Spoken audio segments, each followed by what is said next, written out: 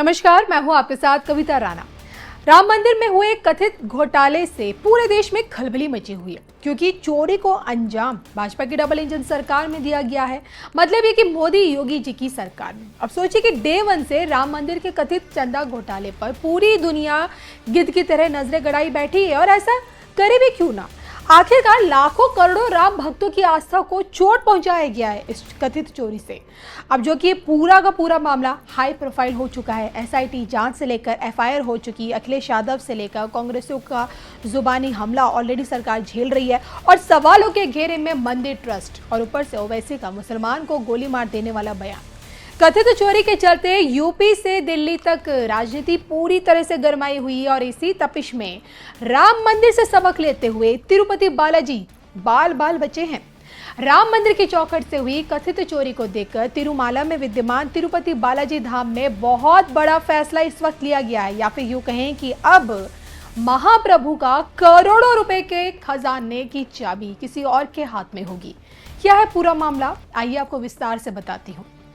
राम मंदिर से मिला बड़ा सबक, बदले गए मंदिर के नियम कायदे, बाल बाल बचे तिरुपति बालाजी। देखिए सिर्फ धर्म ज्ञान पर। जो लोग तिरुपति बालाजी धाम की महिमा से अब तक अनजान हैं, वो ये जरूर जान ले कि ये हिंदुओं का सबसे बड़ा तीर्थ स्थल है। तिरुपति बालाजी मंदिर भगवान वेंकटेश्वर की इस दुनिया का रहस्य देखिए आज भी कोई सुलझा नहीं पाया, यहाँ तक कि वैज्ञानिक भी नहीं। जितना रहस्यमय है उतना ही चमत्कारी। यहाँ भगवान वेंकटेश्वर की अलौकिक प्रतिमा इतनी चमत्कारी है कि यहाँ आने वाले प्रत्येक शख्स को यही प्रतीत होता है कि पूरी की पूरी प्रतिमा जीवंत है। मतलब ये कि आंखों देखी भगवान वेंकटेश्वर के साक्षात दर्शन होते हैं। बकायदा मंदिर का तापमान कम रखा जाता है, क्योंकि प्रतिमा पर पसीने के मुद्दे साफ नजर आते हैं। प्रतिमा पर जब जब चंदन का लेप लगाया जाता है तो उसमें से माँ लक्ष्मी के साक्षात दर्शन हो जाते हैं। मंदिर के गर्भगृह में मौजूद एक दीपक हमेशा प्रज्वलित रहता है, ना ही इसमें तेल डाला जाता, ना ही घी, फिर भी सदैव प्रकाश में रहता है। इतना चमत्कारी और पवित्र है कि प्रभु तिरुपति बालाजी की चौखट से कभी कोई भक्त खाली हाथ कभी नहीं जाता है। और यही कारण है कि मंदिर की दान पेटी करोड़ों रुपए से हमेशा भरी रहती है, और इसी दान पेटी का रखवाला अब कोई और होगा। राम मंदिर की कथित चोरी से सबक लेते हुए तिरुमला धाम में बहुत बड़ा फैसला लिया गया है। दान से जुड़ी कथित गड़बड़ियों और घोटाले के कलंक से बचने के लिए मंदिर से जुड़े तिरुमला तिरुपति देवस्थानम यानी कि टीटीडी ने बहुत बड़ा कदम उठाते हुए देश की सर्वोच्च वित्तीय संस्था institute of chartered accounts of India से संपर्क किया है। अब पुरानी व्यवस्था की जगह आधुनिक ईआरपी सिस्टम लगाया जा रहा है, ताकि करोड़ों के खजाने में किसी भी तरह की हेरा फेरी ना हो सके।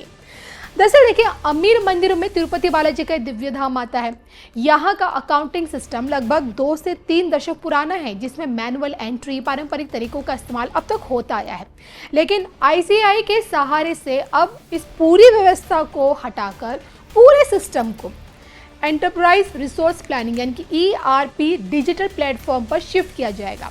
आने वाले 100 दिनों के अंदर अंदर हर एक पैसे, चेक, ऑनलाइन ट्रांसफर का सटीक डिजिटल रिकॉर्ड होगा।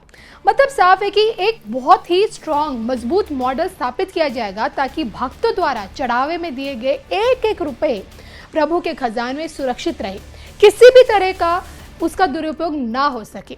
अब जो कि देखिए, कथित चढ़ावे चोरी की जांच यूपी पुलिस और एसआईटी दोनों कर रही है, और जिस कारण रोज देखे बड़े बड़े खुलासे भी हो रहे। खबरों के माने तो अपने पद से इस्तीफा दे चुके ट्रस्ट के पूर्व महासचिव चंपत राय ने ये माना है कि उन्हें जून के पहले हफ्ते में ही इस बात की भनक लग चुकी थी कि मंदिर के दान में हेरा फेरी और चोरी हो रही है, और जानकारी मिलते ही ट्रस्ट के लोगों ने आंतरिक स्तर पर कार्रवाई भी की। भारी मात्रा में कैश भी बरामद हुआ। उनका ये साफ कहना है कि उन्होंने खुद एसआईटी को इस मामले की शिकायत दी थी, और जिसके आधार पर केस भी दर्ज हुआ। लेकिन हाँ, वो ये मानते हैं कि ये मेरी गलती है कि मैंने आधिकारिक तौर पर पुलिस शिकायत दर्ज कराने में थोड़ी सी देरी कर दी, क्योंकि हम अपने स्तर पर उस समय आंतरिक जांच में लगे हुए थे। फिलहाल देखिए, जांच में जिन 8 कर्मचारियों को गिरफ्तार किया गया है, उन्हें 14 दिन की न्यायिक हिरासत में भेज दिया गया है। अब जांच पूरी होते ही चढ़ावे चोरी से आगे से जो कथित शब्द अब तक लगता है वो भी हट जाएगा, और ये पूरी तरह से प्रमाणित हो जाएगा कि राम लल्ला की चौखट से पैसों की चोरी हुई है, और ना सिर्फ पैसों की चोरी हुई है, भक्तों की आस्था से विश्वासघात भी हुआ है। इस पूरे प्रकरण पर आप क्या सोचते हैं? विपक्ष पार्टियों ने देखिए इस मामले में न सिर्फ योगी जी बल्कि देश के प्रधानमंत्री नरेंद्र मोदी जी पर भी इल्जाम लगाना शुरू कर दिया है। कांग्रेस ने भाजपा पर दोषियों को बचाने वाला गुनहगार बताया है। कांग्रेसी जयराम रमेश जी ने तो बकायदा मोदी जी पर निशाना साधते हुए ये बयान दे दिया कि इस घिनौने कृत्य के लिए भगवान श्री राम तो आपको सजा देंगे ही, देश की जनता भी आपको सजा देगी। लेकिन क्या सच में ऐसा है? इस पूरे प्रकरण में क्या देश के प्रधानमंत्री नरेंद्र मोदी जी को जोड़ा जाना चाहिए? इस पर आप क्या सोचते हैं? कमेंट करके बताएगा जरूर, क्योंकि अगले साल यूपी में 27 में चुनाव है और उसके बाद 29 का सबसे बड़ा लोकसभा चुनाव।